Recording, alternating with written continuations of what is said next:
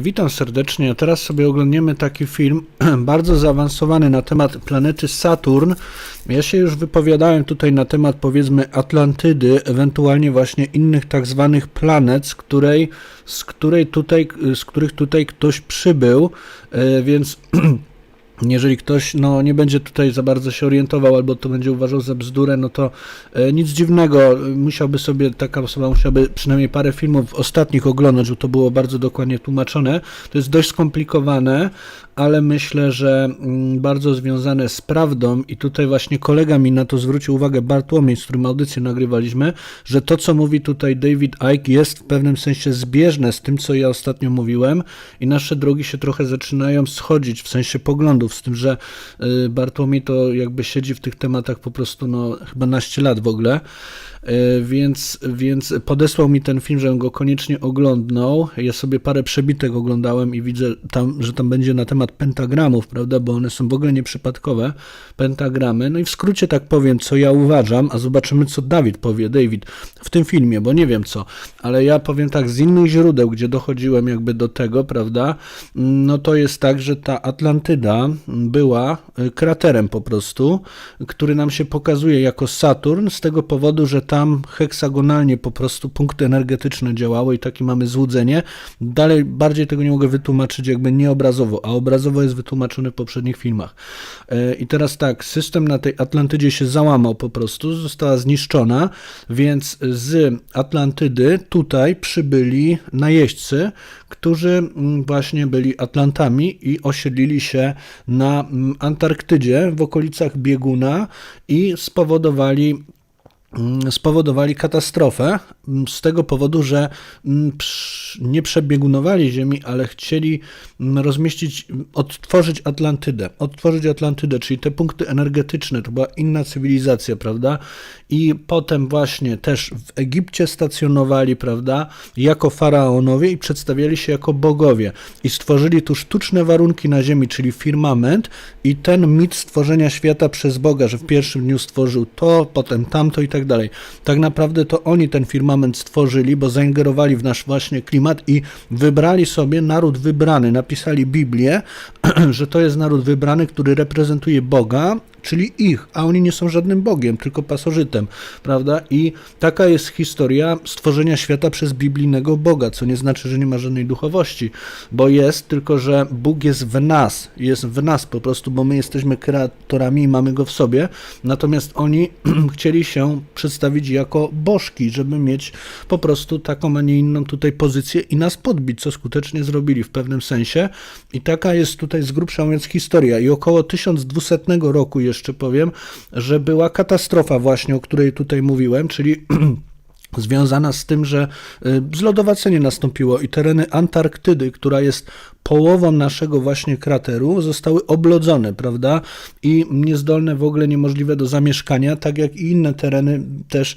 właśnie tego tak zwanego krateru, który się przedstawia zupełnie inaczej, jeżeli chodzi o kartografię, to jest jedna wielka katastrofa, jeżeli chodzi o propagandę, ale są prawdziwe mapy, w tych poprzednich filmach, jakby kogoś interesowało, to też jest to pokazane naocznie, bo tego się nie da wytłumaczyć takim prostym językiem, ale tereny, w których oni przebywali, czyli tak zwane Jeruzalem, ono było na środku krateru i tak dalej, zostało po prostu zniszczone. I to Jeruzalem, ja rozumiem, że było właśnie terenem Antarktydy, bo zupełnie inaczej wyglądała ta mapa. Był jeden biegun i to był punkt energetyczny, a to, co oni sobie mówią, drugi biegun, to są tereny, które po prostu są brzegiem krateru, gdzie oni nie pozwalają się po prostu jakby do tego momentu przemieszczać, bo nas tutaj trzymają, powiedzmy, pod tym sztucznym firmamentem, który jest im potrzebny, właśnie, żeby były dla nich warunki do funkcjonowania.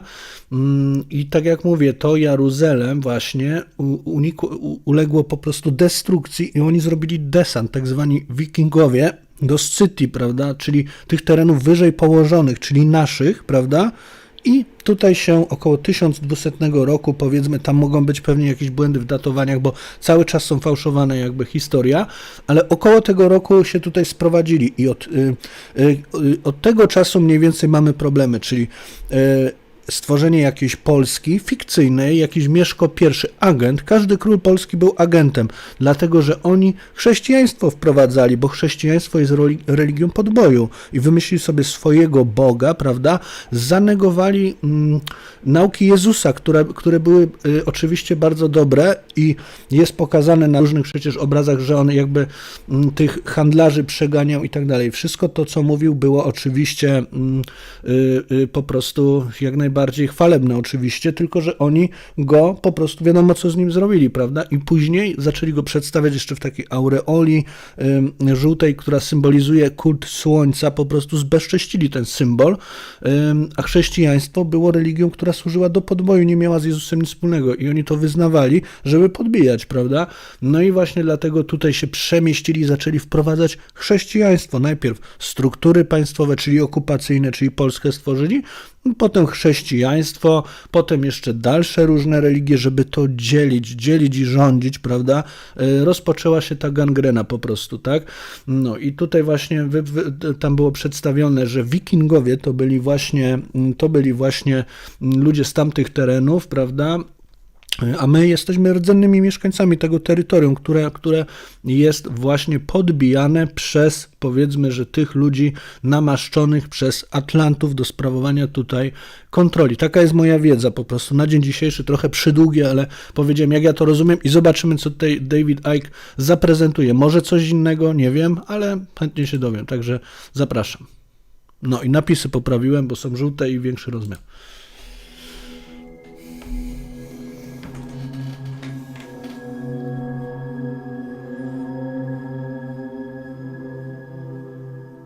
Saturn is the key in so many ways to what is happening with all its moons.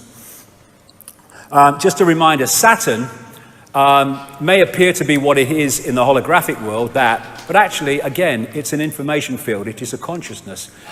Everything is aware. Everything has a consciousness. So these planets and suns, they have consciousness. They have awareness. They are entities in their own right. And interestingly, this is an accepted ancient symbol of the sun. And people think, understandably, that it's a symbol of the sun that we know today. But is that symbol more likely to be the sun we know today or the sun we once knew? Saturn. Saturn is the key to understanding so much.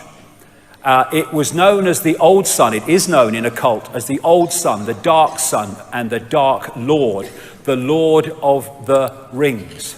And the massive penny dropped for me.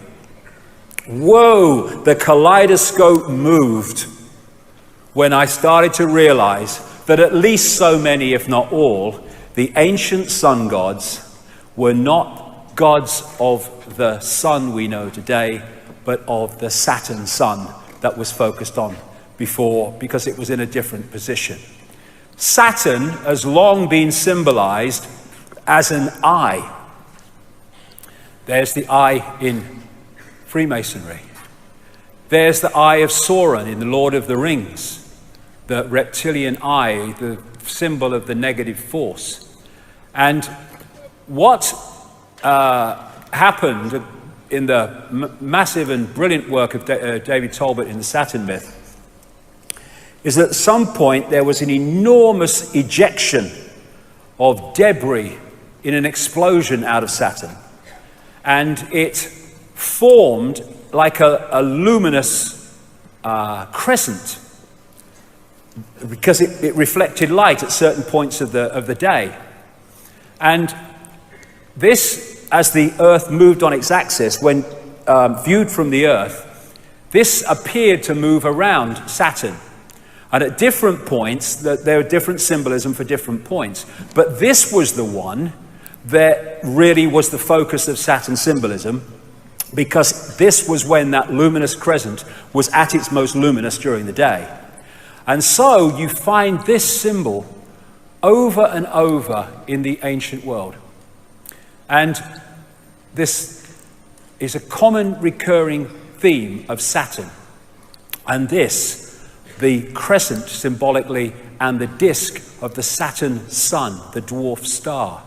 And so from this came the horned god, the horned goddess. There is Madonna in her Super Bowl performance at halftime, which was so Saturn in its symbolism, it was laughable, including the fiery eye.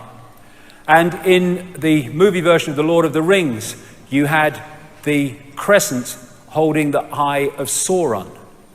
In Arabia, or you look at that of the symbol of Islam, the star, the sun, and the crescent. And the Arabian god Sin was symbolized as a crescent. Here you go. And I would suggest, from David Talbot's point of view, and I think he's right, that this represents the crescent of Saturn. This is the guy who started a satanic Saturn organization or secret society out of Germany called the Brotherhood of Saturn.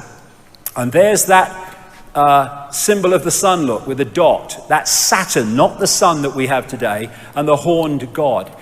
Molech, who is symbolized at Bohemian Grove as the owl, is also symbolized as the bull, and there's the horns with Saturn in the middle. And so you have the bull gods of Mesopotamia. And the winged goddesses in that state, this was often symbolized as the goddess with her holding the god, her arms around the god, or her wings around the god. And there is another version of that with the god Saturn and the crescent. And there it is on the Great Seal of the United States, exactly the same symbolism. There it is in the Air Force Special Operations Command. There it is in the symbol of the House of Windsor. There it is in the United Nations with the target on the world, very appropriately. There it is in the eagle of Rome. Here it is in Freemasonry. The flying disc of Egypt and other places is Saturn. And thus you have the Rosicrucian order, which connects into this network, using that flying disc symbolism. And so many of these logos carry the same symbolism. And in her Super Bowl performance, Madonna had the flying disc of Saturn.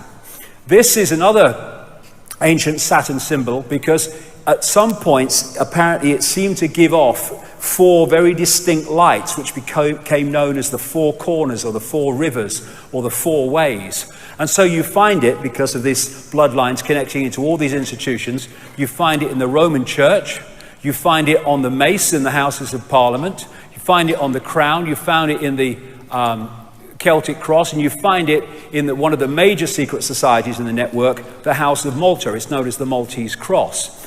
It was also symbolized, this Saturn symbol and crescent, as the flying god in his flying boat. This is Horus in his heavenly boat. This is why it's used in the boats used in Freemasonry. This is a Freemasonic building on the Isle of Wight, funnily enough. And that is massive. I'm not saying Annie Lennox knew it was, just let's do this, it'd be a good idea. But that was massively Saturn symbolism when you watched it play out. Then you've got this symbol of the horned god, again, Saturn, Satan, as it also became known, which is you find with so many politicians. And Pat Robertson, this so-called Christian evangelist, yeah, okay. And talking of horns and horned gods, in astrology, Saturn is connected to Capricorn, and so one of the Saturn symbols is the goat.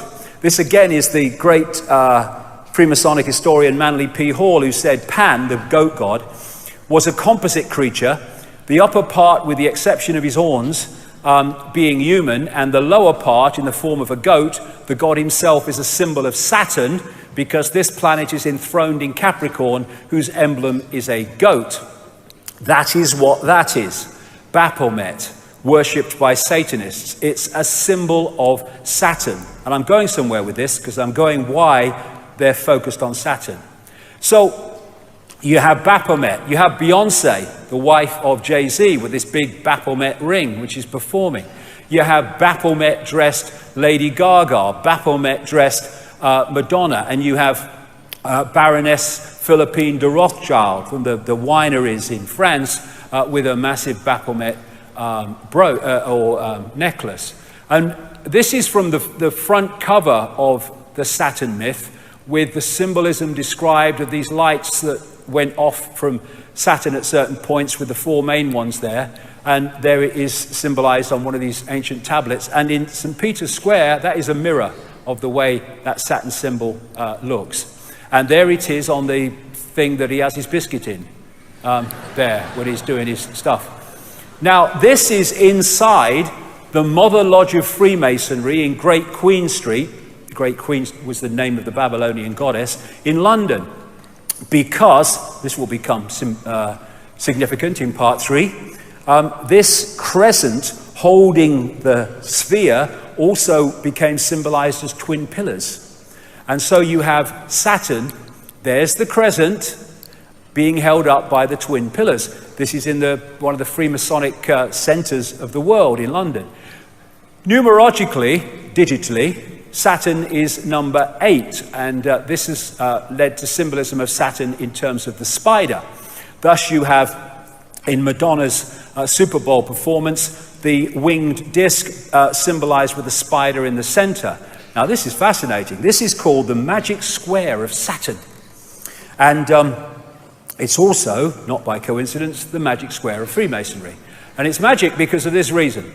If you go that way, that way, that way, that way, or that way, or that way, all the numbers in the 3 blocks in line add up to 15. And in numerology, you keep adding numbers until they become a single number. And so 15 in numerological terms is 6. So 666, 666 in all directions. And the black and white squares, for reasons I'll have to go into in detail in a book, because there's so much to get through today, also relates to Saturn. And so you have them in Freemasonic temples, black and white squares, and you have them in the major cathedrals, like Westminster Abbey and stuff, because of this connection I'm talking about. Now, this is called the sigil of Saturn. And they get this symbol by drawing in the magic square of Saturn from 1 to 2, and then to 3, from 4 to 5 to 6, etc. That's how they get it. Now you turn that straight up, and that's what that is. It's the sigil of Saturn. And this is a major symbol of Saturn going way back, the 6-pointed star. It just so happens to be the very symbol from which we get the name Rothschild, one of the major families in this network. Because they used to be called Bauer. They lived in Frankfurt in Germany.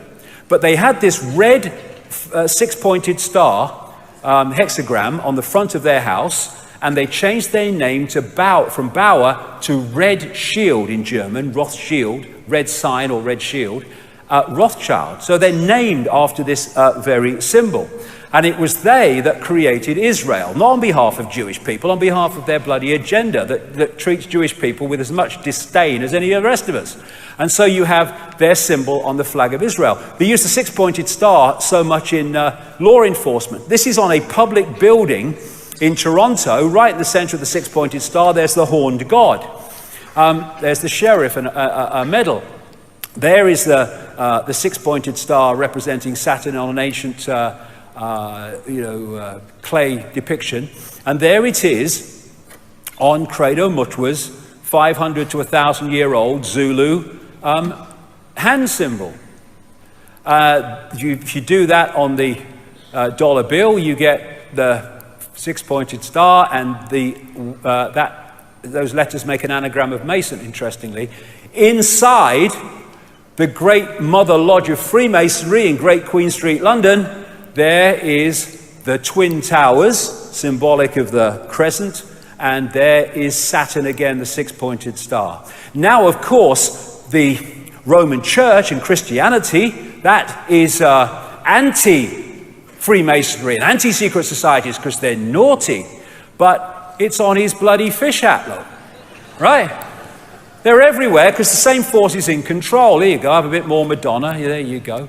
And on the Great Seal of the United States, those 13 stars make up a six-pointed star, not by accident. And therefore, again, we keep coming back to this, all these different areas of society are in the end focused on one thing. Satanism is Saturnism. This is Fritz Springmeier, a long-time researcher into this and symbolism, etc., and Satanism. Saturn is an important key to understanding the long heritage this conspiracy has back to antiquity.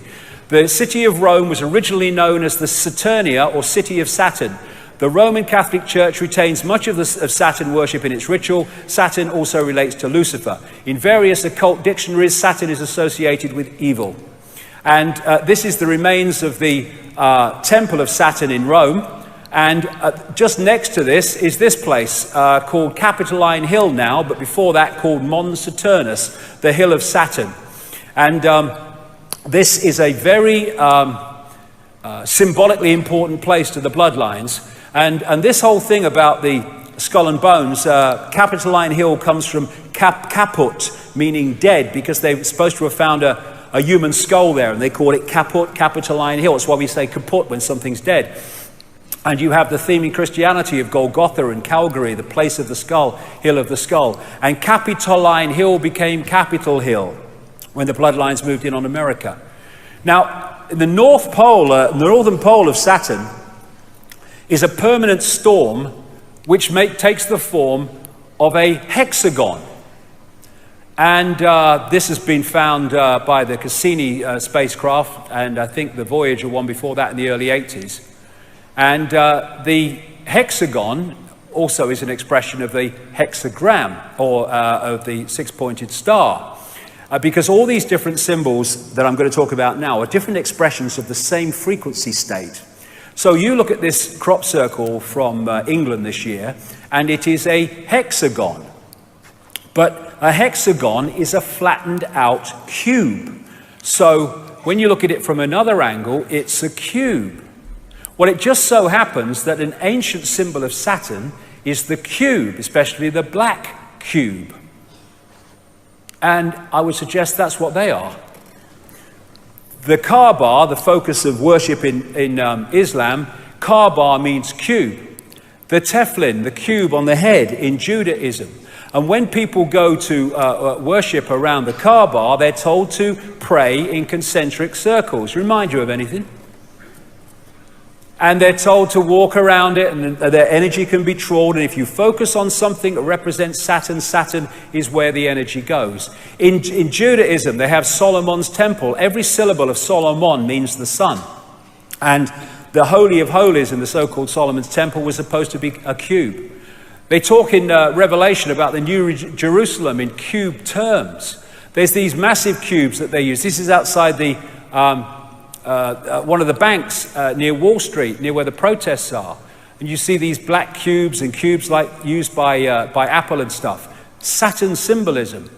In Doctor Who, they had this recent one where the Earth was invaded by black cubes. Star Trek, you had the Borg, who were these cyborg-like, exactly as the are described by the Gnostics of the Archons, and they used to move around in these cubes.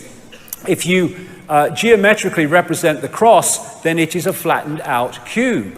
When you look at the depictions of these people, not Lady Gaga, but others, these religious leaders with the halo, well, that comes from Saturn as well. That halo, when that luminous crescent was in that position. Astrologically, that's the symbol of Saturn. And what they symbolized this as was the sickle and the hammer. And when the Rothschilds created the Soviet Union, provable fact if you look at the evidence, they used the symbol of Saturn as the symbol of the Soviet Union. There's that symbol on this guy from the Brotherhood of Saturn. The Jesuits are a major secret society in this global network, and there's the symbol of Saturn in their symbolism very bloody clearly. The snake on the cross also relates to this in some ways. Now, this is going to take us forward here, because the god of Saturn of the Greeks was called Kronos.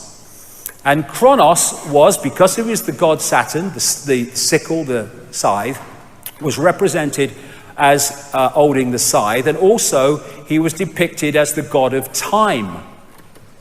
And he had the beard, the white beard, and he became Old Father Time. That's Kronos, that's the god of Saturn. He also became the Grim Reaper, because Saturn is the planet, I say, son of death. And Kronos became crown, a symbol of the bloodlines. Kali, a goddess related to Saturn, it was called the Black One, and the goddess of time, depicted with a protruding tongue. There's Madonna again. I mean, she must have the bloody book she works through, this one. The god El, the Hebrew god El, was their god of Saturn. So El and Elohim are demiurge and archons, I would suggest. So we have archangels, Michael, Gabriel, Uriel, Raphael, another name for Jesus, Emmanuel. We have the Gospels, Chapel, elders, elevated to the priesthood, elections where pawns are elected to serve the elite. We have Isis, Ra, El, all names relating to Saturn. Saturn, Kronos, Satan, Black Sun, Dark Lord, they're all the same thing, the expression of this force. And here you have Moloch, who they worship at Bohemian Grove, and he is a god of Saturn, this recurring theme. They also represent Moloch as a bull, as I said earlier, and so you have that as the symbol of Wall Street. And the golden calf in the Bible is Moloch, Saturn. The Greeks talked about Saturn used to eat his own children. And here's the colors of Satanism and the colors of Saturn, black and red, same as the royal protocol. The robes of the judge, the robes of the clergy, the square hats of the universities, the hammer that the judge uses, it's all Saturn symbolism. You see Saturn profusely used in symbolism of the corporate world. And this, this earth, wind and fire, they got the bloody set. There's the eye, there's the six-pointed star, there's the step pyramid, there's the winged disc, and there's bloody Saturn. And then, therefore, you look at religions and secret societies and Satanism, they're worshipping Saturn. Then you look astrologically, in other words, energetically. Banking is astrologically ruled by Saturn. Politics and institutions of state at all levels, astrologically ruled by Saturn. Corporations, astrologically ruled by Saturn. Law and court system, astrologically ruled by Saturn. Science, astrologically ruled by Saturn. Saturn worship, Satan worship. And it's interesting that you have the god of Saturn, Kronos, with the beard, and represent, and all these bloody religions, they have bloody beards. And then you have God depicted as a man with a white beard on a cloud or on a throne, and there's God, Charlton Heston type God. That's Yahweh depicted with a beard and stuff. And then we have Santa with the white beard. Santa, anagram of Satan from Saturnalia. Saturnalia was a festival in Rome where they worshipped the god Saturn, and they gave, it was in the same period to the run-up to our Christmas, and they gave gifts, they decorated trees, and they hung sprigs of bloody holly. So that is Saturn symbolism, the man with a white beard. This is Ancient of Days, a painting by William Blake from, I think, 1794 or something like that. Ancient of Days is an old name for God. And he's depicting God. He was a very deep esoteric thinker and great knowledge, William Blake. And he's depicting God with the white beard. That's Saturn, Kronos. On the GE building in the Rockefeller Center in New York, there's Kronos again. Now, the Freemasons, they call their God the great architect of the universe. The demiurge was known by the Gnostics as the great architect of the universe. Which brings us to the white-bearded architect of the Matrix, in the Matrix movie series. So where is this leading us? Well, again, this needs to go, if we're going to go anywhere with this, because I'm going into fantastic areas here, but this is where the information has taken me very, very clearly. And the hardest thing to see is what is in front of your eyes, as this man rightly said. The Gnostics talked about the fact that the archons make something appear to happen that does not actually happen. They can induce a virtual reality experience. The Islamic people and pre-Islamic people talk about the jinn manipulating humans by creating illusions. I was in New York in 2010, and someone took me to the subway station for Ground Zero. And when I saw it, it was like, whoa, it hit me big time. There was, first of all, there's eyes all along the platforms, but there is this massive depiction of the world on the floor, and then there's an eye, and going out from this eye are these broadcast transmissions. And that hit me so powerfully. Neil Haig was with me, and we kind of looked at each other and said, that's Saturn, isn't it? And remember, physicists have said only this last few days, they may have evidence the universe is a computer simulation. Well, I say that it's a virtual reality, which has been hacked into, and that hack is the reality that we're experiencing, the fake reality. And that hack, I say, comes from Saturn. Because I'm saying that these rings are actually a massive broadcast transmission system which is broadcasting a fake reality within the frequency range that we are decoding, and therefore we are picking up that fake reality. When the Cassini spacecraft arrived at Saturn in 2004, found many things that was unexplainable, you know, things like the hexagon North Pole storm and stuff like that. But they also found extraordinarily powerful sound coming from Saturn. This is part of what they recorded.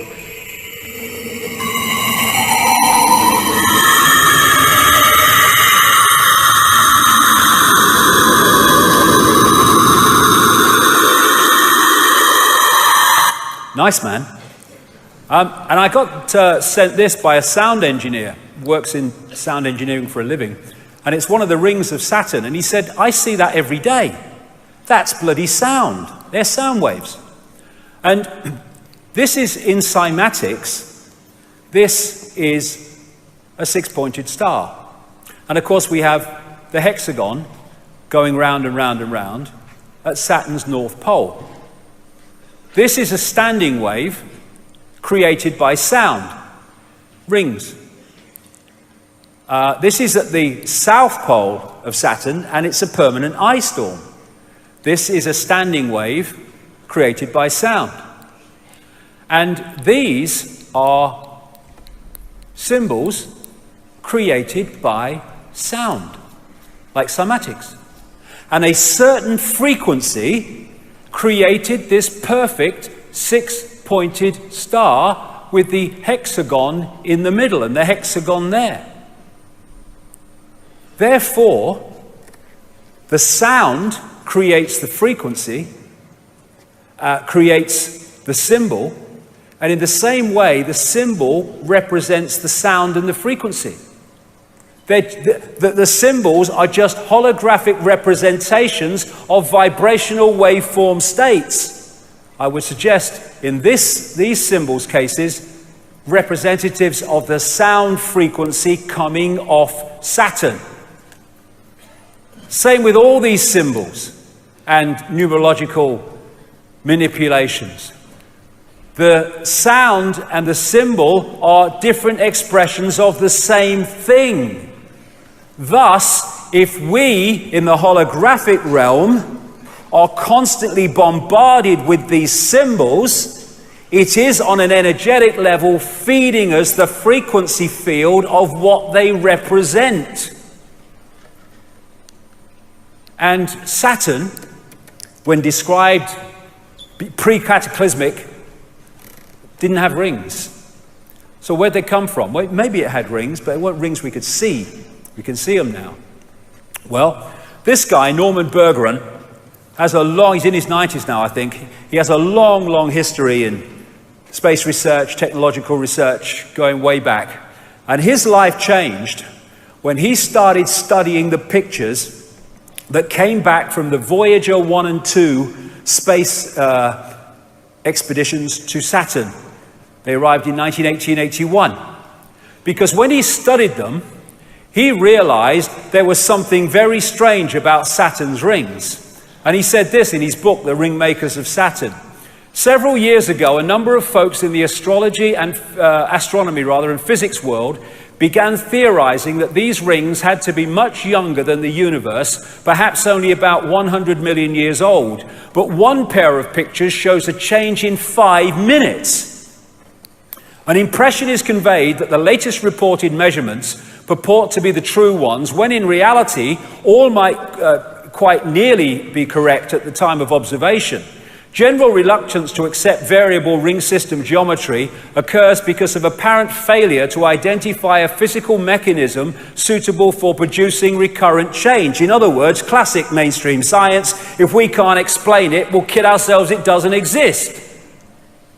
And he also found these in the pictures coming back from Voyager, and the Cassini ones found them too. And he calls them electromagnetic vehicles, and they are massive. Some of them several times bigger than the Earth. But again, we need to move our sense of perception. In terms of size representation, this is the Earth against the size of Saturn. We're not talking the same perception of big in terms of outside of the Earth. And here are some of the other pictures of these electromagnetic vehicles picked up by these NASA craft. Why aren't they all in the papers being talked about? You'd think, what the hell is this? No, nothing. Thanks to Berggren, we've seen their existence. This is the Hubble telescope that's picked one of them up. Look at the size of the bloody thing. And here's a few Cassini spacecraft pictures, still pictures put together. What the hell is that? Exactly what Berggren was describing from Voyager. And this is the other thing. He found pictures of stuff spewing out of these electromagnetic vehicles into the rings of Saturn and bloody making them or extending them. And what is said to be in the rings of Saturn, I guess thus that's why we can see them, is like ice and stuff. I think, and I would suggest that eventually they will realize that there is a crystal substance being put into those rings that has a dramatic impact on their ability to transmit information. In 2009, NASA released this picture, which is a ring around Saturn, which is from 3.7 million miles out to 7.4 million, and that ring could encompass 1 billion Earths. I suggest that there are rings that we can see, but there are sound rings that we can't see that are coming out across, and we're picking them up. They make something appear to happen that does not actually happen. They can induce a virtual reality experience. The Saturn matrix, as I call it, is a frequency band, which we are decoding as a fake reality. And I suggest, my view, we will find that the edge of that frequency band is what we call the speed of light. And beyond it, you go out of the matrix. And when all the genetic tinkering that the ancients talked about went on, the human form was being manipulated to be tuned in to receive and transmit within the frequency band of this Saturn broadcast, and pulling people from a heart state beyond the matrix into an emotional point of interaction massively in the matrix was a major way of tuning us into this fake reality. We talk about people who don't think for themselves as being in the box. Maybe we ought to say that they're in the cube. And they want to shut the heart down, and they have to so many people, because it takes us beyond the bounds of time and space, beyond the matrix, because I suggest that what we call time as we decode it is in this matrix transmission. I'll whip through this quickly because I've talked about this in my books at great length, and I've talked about this at Under London Talks. But I say the moon is a construct or a part construct. This is a book called Who Built the Moon by Christopher Knight and Alan Butler. It's absolutely brilliant in the way that it puts the case for the moon not being real in terms of a natural body. But interestingly, what they find in that book is the mathematics and geometry between the sun, the moon, and the earth are fantastic in terms of their synchronicity, and it does not apply in any way to the rest of the solar system. And the Gnostic writings found in Nag Hammadi in 1945, 1,600 years old or more, say that this is a separate system operating within the Archon system of the inorganic universe. They say in the book, the authors, the maths involved in the Earth, Moon, Sun system is nothing less than staggering, and that the moon has been put there with the accuracy of the proverbial Swiss watchmaker. So when viewed from the Earth, it's the size of the sun at an eclipse. The BBC did a program, Do We Really Need the Moon? And it said the moon is now in a perfect position to sustain life on Earth in its effect on the Earth, but it's just a coincidence. I think not. We only see the near side of the moon. We don't see the far side of the moon. And the authors say in that book, the moon is bigger than it should be, apparently older than it should be, much lighter in mass than it should be. It occupies an unlikely orbit and is so extraordinary that all existing explanations for its presence are fraught with difficulties, and none of them could be considered remotely watertight. The mainstream theory is that the Earth was hit by a Mars-type planet when it was forming, and a chunk came off and became the moon, called the whack theory. That didn't pan out, so they came up with a double whack theory, where it was hit by the planet, it went away and gave it another smack, and then it became the moon. Now, of course, it doesn't pan out because it's nonsense. They don't know. Why don't they just say it's not a bad thing we don't know? There's lots of things we don't know. The best explanation for the moon is observational error. The moon doesn't exist, said this scientist at the Smithsonian Center for Astrophysics. It's easier to explain the non-existence of the moon than its existence, blah, blah, blah. It goes on. And you know, I'll go through this because I don't want to run over too much time. I'll just mention a few things about the moon. These two scientists from the Soviet Academy of Sciences wrote a detailed article in 1970 headed, "Is the Moon the Creation of an Alien Intelligence?" And they explained in scientific terms why the moon cannot be a natural body, and in doing so explained all the anomalies that, if it is a natural body, cannot be explained. This guy, Sergeant Wolf, talked at the National Press Club a few years ago and told of his experiences on the inside at NASA, where he saw things like alien bases on the moon and stuff like that. And there's all these towers and strange phenomenon, like this blue light called blue gem or blue dome that they can't explain on the moon. And there's artifacts on the moon that clearly are not natural. And look at that one. What the bloody hell is that? They can't explain them, they don't talk about them. These are pictures of what are claimed to be statues on the moon. There's so much we don't know. In symbolic terms, maybe in a bit more than that, the moon is a bit like the Death Star of this big-time insider, George Lucas, in the sense that it's actually some kind of technological construct. And it's my view, as I've said before in previous books, that what the moon is doing, in its present use anyway, is taking this Saturn broadcast and acting as an amplifier to fire it at the Earth, so we get it in massively increased power and therefore effect. It's acting a bit like a dish transmitting information which we're picking up and decoding into a fake reality. Now, 9 months after I'd written that in a book called The Human Race Get Off Your Knees, someone sent me an email from Brazil, I think it was, a lady, and said, "Have you read this book, Earth, by Barbara Masiniak? Because I've just read your book and I think you'd find it interesting." And she sent me some page numbers. Barbara Masiniak is what they call a channel. And lots of channels are not channels.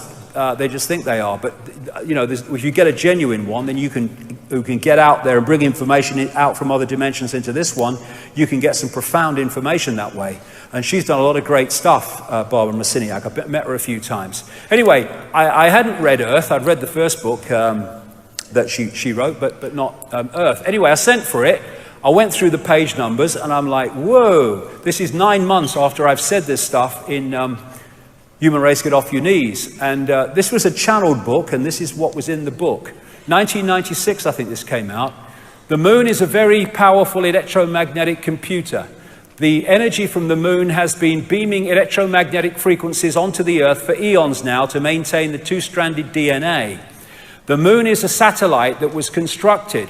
It was anchored outside Earth's atmosphere as a mediating and monitoring device, a supercomputer or eye in the sky. Earth must be owned by those who dwell there. However, it is not. You have outside gods, creator energies, who prevent you as a species from having free reign with your kundalini. That's the energy of awakening, in effect.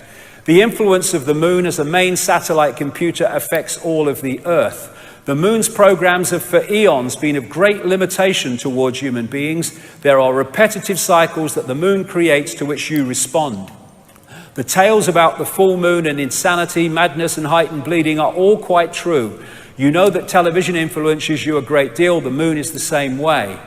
And astrologically, just as a very quick aside, when that great rearrangement happened, of course, astrologically, everything changed as well in terms of the influence of the astrological energies upon the human perception, because suddenly all these bodies are in different positions to where they were before.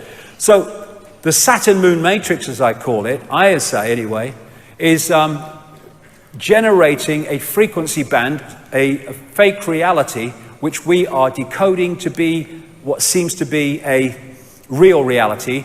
And the genetic manipulation has tuned us into it and created this cycle of round and round the garden. It's coming, it's coming, it's coming, as the guy said in the video. And Neil Haig has this concept of moonopoly, or Saturn moonopoly. And it goes like this. You get up in the morning and you have your breakfast and then you go to work. And then you have your lunch, sandwich normally, and then I go to work, and then I go home, and then I have my tea, and then I watch a bit of telly, and then I go to bed. Then I get up and I go to work, and then I have my lunch, sandwich normally. And I mean, look at us. We are infinite consciousness, infinite awareness. All there is, has been, and ever can be.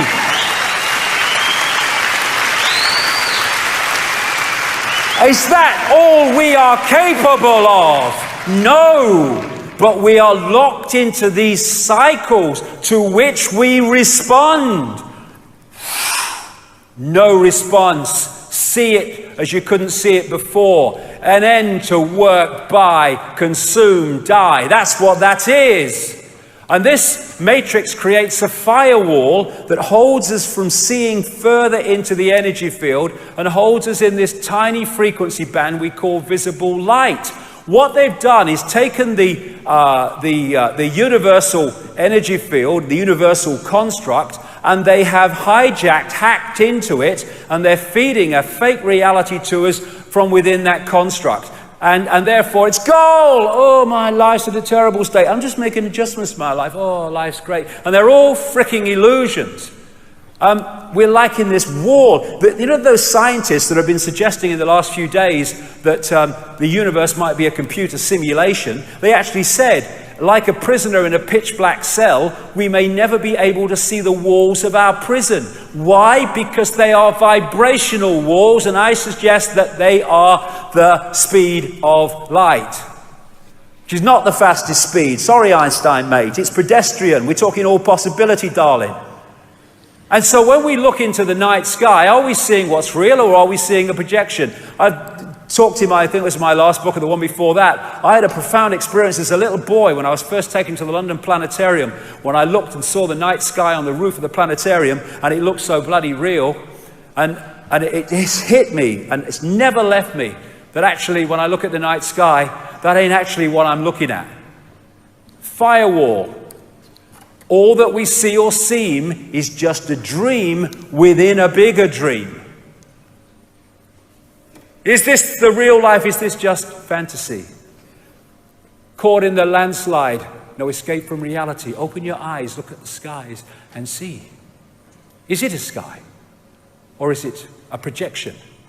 And so, when we come to the Matrix, and this scene in the Matrix, I call it the Saturn Moon Matrix, maybe connected to other things we don't know yet. This is so real and so the world we live in. If you add two words, the Saturn Moon Matrix is everywhere. It is all around us, even now in this very room. You can see it when you look out your window or you turn on your television. You can feel it when you go to work, when you go to church, when you pay your taxes. It is the world that has been pulled over your eyes to blind you from the truth. What truth? That you are a slave, Neil. Like everyone else, you were born into bondage, born into a prison that you cannot smell or taste or touch, a prison for your mind. Archon world. We live in Archon world. I'm going to bring this down now before we have a break. I'll bring this down into the world that we live in now. This guy, a great cosmologist who knew far more than he was saying or was allowed to say, Carl Sagan, he wrote a book, The Dragons of Eden, in which he talked about the fundamental importance of understanding the reptilian impact of reptilian genetics on human behavior. Because the reptilian brain fundamentally affects human behavior. And I suggest that before the genetic tinkering, either that wasn't there or was nothing like as powerful as it is now. And I came across these books after I was a long way down the line. I came across these books by Carlos Castaneda, in which he was quoting a Central American shaman called Don Juan Matos. And when I read some of the stuff in these books that this shaman had said, it was like, whoa, we talk about confirmation. He talks about the archons and the jinn in exactly the same terms, but he calls them the flyers. But they're the same entities. And this is what he said about them in the books. We have a predator that came from the depths of the cosmos and took over the rule of our lives. Human beings are its prisoners. The predator is our Lord and Master. It is rendered us docile, helpless. If we want to protest, it suppresses our protest. If we want to act independently, it demands we don't do so. Indeed, we are held prisoner. They took over us because we are food to them, energy. And they squeeze us mercilessly because we are their sustenance. Just as we rear chickens in coops, the predators rear us in human coops, human eros. Therefore, their food is always available to them. The Matrix is a computer-generated dream world built to keep us under control in order to change a human being into this. Think, Matters said for a moment, and tell me how you would explain the contradictions between the intelligence of man the engineer and the stupidity of his systems of belief, or the stupidity of his contradictory behavior. Sorcerers believe that the predators have given us our systems of beliefs, yes, our ideas of good and evil, our social mores. They are the ones who have set up our dreams of success or failure. They have given us covetousness, greed, and cowardice. It is the predator who makes us complacent, routinary, and egomaniacal, feeding the wolf. In order to keep us obedient and meek and weak, the predators have engaged themselves in a stupendous maneuver. Stupendous, of course, from the point of view of a fighting strategist, a horrendous maneuver from the point of those who suffer it. They gave us their mind. The predator's mind is baroque, contradictory, morose, filled with the fear of being discovered any minute now. They gave us their mind, and that, I suggest, is how they've done it. And they also, more than gave us our mind, they gave us their frequency via junk or non-coding DNA. We are at last, hallelujah, brother and sister, having mainstream scientists seeing the blatant, beyond belief, obvious that 98% of DNA, which they have called junk because they didn't know what it did and said it had no function, actually does have a function. And in that 98% of DNA, non-coding DNA, are programs, behavior programs, perception programs, emotional programs that if we are not beyond mind-body conscious, we lock into and they become us. People in that state, I suggest, it is very possible, and I say highly likely, they can go through an entire human lifetime and not have an original thought or emotional response that isn't coming from the program. This is Boston University and Harvard Medical School research. They examined 37 DNA sequences containing at least 50,000 base pairs and one with 2.2 million base pairs. Lead researcher Eugene Stanley. Non-coding DNA sequences do contain a structured language fundamentally unlike the coding in genes. We therefore need to consider the possibility that the junk DNA may carry some kind of message. Yes, it does, many. And one of them is the human control system, when we're pulled into body-mind. Russian DNA research. It appears that the languages we were looking for are in fact hidden in the 98% junk DNA contained in our own genetic apparatus.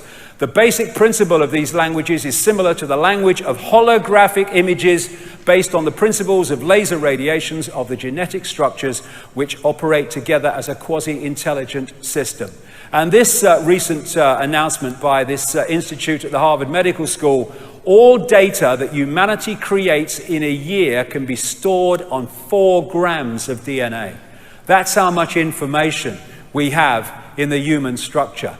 And therefore, if you can put emotional programs, emotional response programs into the genetic structure, and then created a society designed to constantly trigger those programs, then you can have a massive, constantly recurring tidal wave of low vibrational emotional energy. And when you, to feed off, and when you go beyond the body, like with Jill Bolte Taylor earlier, or these near-death experiences, what is the common theme when they go beyond the body? I felt calm, at peace, I just was. There was no thought pattern and no human emotion. Because so much of it is coming from the body. It's a program. And when you go into the heart and you go beyond time and space, you stop reacting in the sense of the program, and you stop delivering the food, the sustenance of that which is behind it. I did not judge and did not feel I was judged. I loved being in that painless state of existence. And if you want to feed off human energy, low vibrational, if you've got these programs within the human genetic structure generating that energy, well, you're home and bloody dry. This is the mind that we've been connected to. Why do rules have power over our minds? It's all about rules, because it's all about control. And this part of the brain, the reptilian brain, where we get cold-blooded behavior, territoriality, desire to control, right is might, and all that stuff, might is right, that is massively part of the reaction system, because the reptilian brain is about survival. It's about constantly scanning the environment for threats to survival, not just physical survival, but survival financially, survival of the job, survival of the relationship. Be afraid, be very afraid, because the big bad monster's coming as soon as we've invented him. This is why we're constantly given reasons to be frightened, because that locks us into the reptilian brain and therefore into this collective mind. And Don Juan Matter said, I know that even now, though you never have suffered hunger, you have food anxiety, which is none other than the anxiety of the predator who fears that at any moment now its maneuver is going to be uncovered and food is going to be denied. Through the mind, which after all is their mind, the predators inject into the lives of human beings whatever is convenient for them. And they ensure in this manner a degree of security to act as a buffer against their fear. Sorcerers of ancient Mexico reasoned that man must have been a complete being at one point, with stupendous insights, feats of awareness that are mythological legends nowadays. Absolutely. And then everything seems to disappear, and we have now a sedated man. What I'm saying is that what we have against us is not a simple predator. It is very smart and organized. It follows a methodical system to render us useless. Man, the magical being that he is destined to be, yes, and she, is no longer magical. He's an average piece of meat. There are no more dreams for man than the dreams of an animal who is being raised to be a piece of meat, trite, conventional, imbecilic. Control of perception. And if you look at the Avatar movie, it is so symbolic, because you had the Heart Society, and it was taken over. This connected society of greater awareness was taken over by this left brain, merciless, heartless invasion by symbolically Earth troops with their technology and all that stuff. And you even had the symbolism of these invaders infiltrating the blue people society by operating inside an outer shell of blue people so that they didn't know that they were being infiltrated. Now, are we as a human race, there are 7 billion of us now and more, the number of people in full knowledge who are behind this are tiny, tiny. And they can only do it by dividing and ruling us. Are we going to stand up, come together and face this, or look the other bloody way and go on walking into a level of enslavement that would make George Orwell bloody wince? As Martin Luther King said, a man can't ride your back unless it's bent. Freedom is the sure possession of those alone who have the courage to defend it.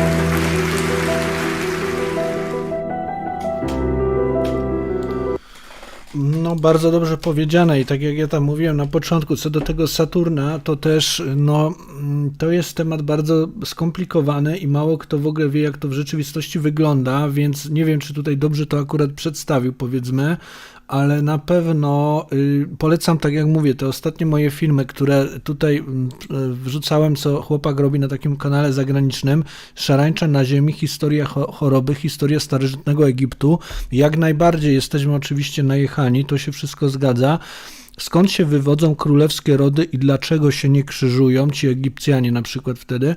Sztuczna inteligencja i superkomputer 666, planeta Saturn to Atlantyda, czy stamtąd nastąpił najazd, to jest jeszcze też materiał właśnie taki o przebiegunowaniu i ten chłopak tam pokazuje technologię właśnie tego, w jaki sposób oni dokładnie tworzą, powiedzmy, firmament, tak?